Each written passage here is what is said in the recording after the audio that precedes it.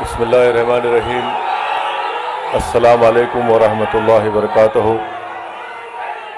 शय नशीन पर तशरीफ़ फरमा वज़ीर आला तेलंगाना मोहतरम जनाब रेवंत रेड्डी साहब, एडवाइज़र अक़लियती बहबूद बैकवर्ड क्लास और दलित जनाब मोहतरम मोहम्मद अली शबीर साहब, नौ मुंतखब शुदा रुकने पार्लिमान जनाब यादव साहब, मेरे तमाम मजलिस इत्तेहादुल मुस्लिमीन के अराकीन असम्बली व रुकन क़ानून साज कौंसिल और तमाम दीगर सियासी पार्टियों के ज़िम्मेदारान, मैं सबसे पहले अपनी जानिब से और हैदराबाद की पार्लियामेंट की आवाम की जानिब से जनाब रेवंत रेड्डी साहब का, वज़ीर आला का, हैदराबाद के इस क़ल्ब में, हैदराबाद के इस दिल में हम आपका खैर मुक़द्दम करते हैं, आपका वेलकम करते हैं।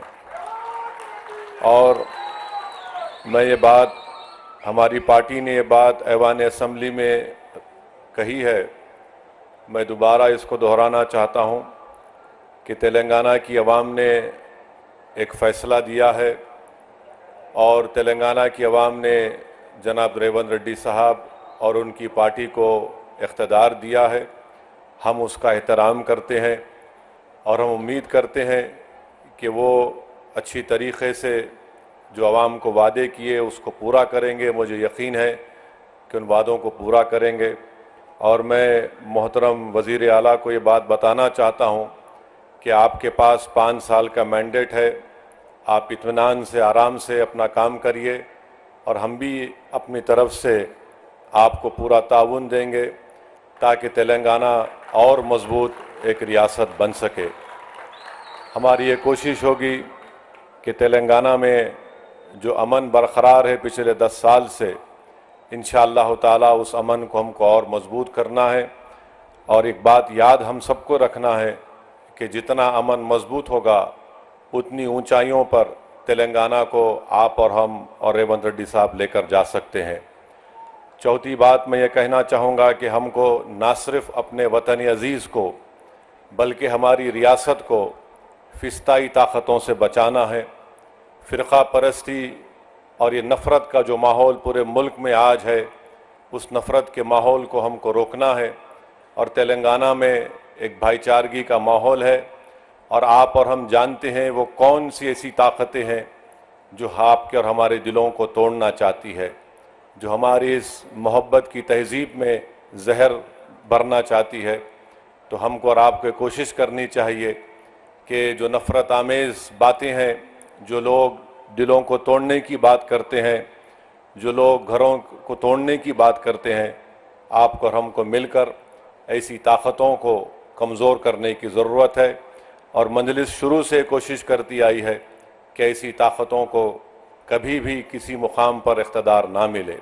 तो मैं अपनी जानिब से चीफ मिनिस्टर को ये बता रहा हूँ कि हम चाहते हैं कि ये नफ़रत ख़त्म हो, मोहब्बत आम हो और लोग आपस में सुकून से ना सिर्फ तेलंगाना में बल्कि अपनी ज़िंदगी को गुजार सकें। मैं आज आपको बात बताना ज़रूरी समझता हूँ कि चीफ मिनिस्टर बनने के बाद जब मेरी वज़ीर आला से बातचीत हुई, मैंने उनको मुबारकबाद दी। उसके बाद मैंने उनसे कहा कि पुराने शहर में हल्क़े असम्बली याक़ूतपुरा में 3 रोड वाइडनिंग करवाना है और बहादुरपुरा असम्बली हल्क़े में इंजन बौली में बस डिपो से लेकर वट्टेपल्ली की मंदिर तक, याक़ूतपुरा में शेख फैज़ कमान से डबिलपुरा ब्रिज और दूसरा नागाबोली की रोड और तीसरा याक़ूतपुरा बड़ा बाज़ार से मदरसा रहमानिया भवानी नगर की रोड। तो मैं सीएम ने मुझसे पूछा कि कितनी रकम की आपको ज़रूरत है। मैंने कहा ये 4 काम करने के लिए बहुत ज़्यादा रकम है की ज़रूरत है। अगर आप कम से कम 120 करोड़ रुपये दे देंगे तो ये काम शुरू हो जाएगा।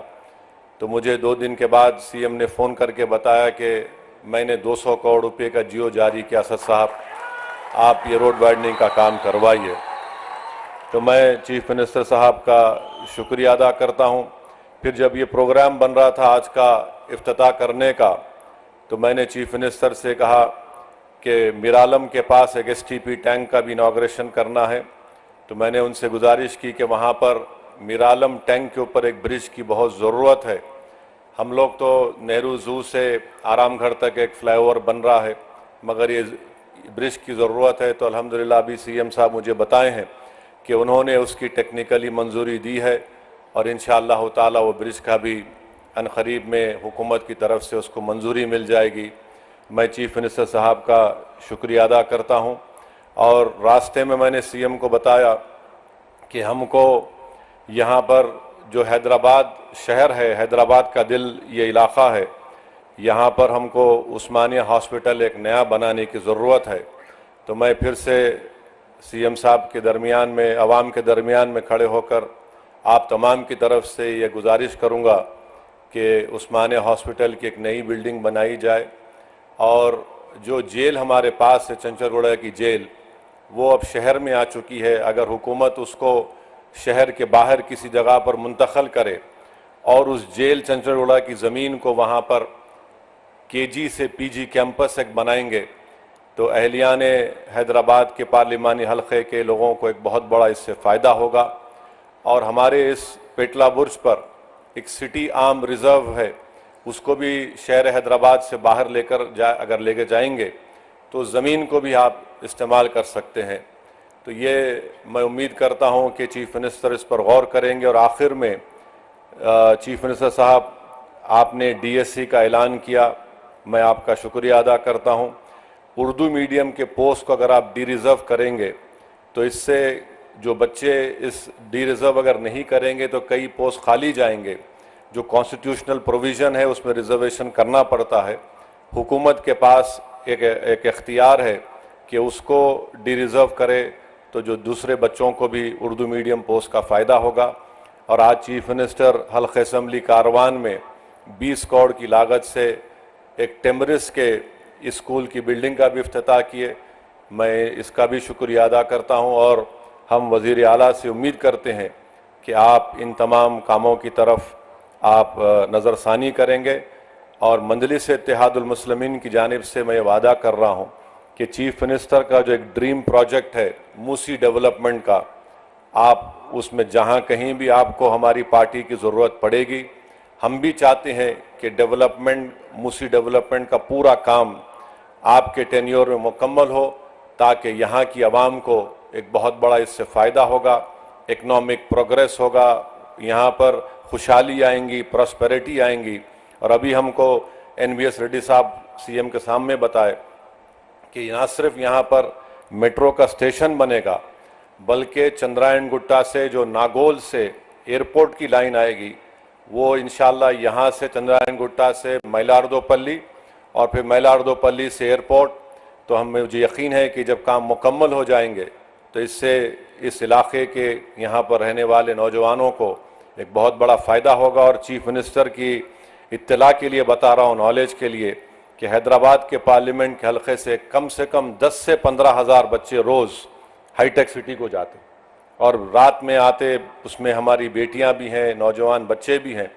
तो मैं सीएम का, जनाब रेवंत रेड्डी साहब का दिल की गहराइयों से आपका वेलकम करता हूं।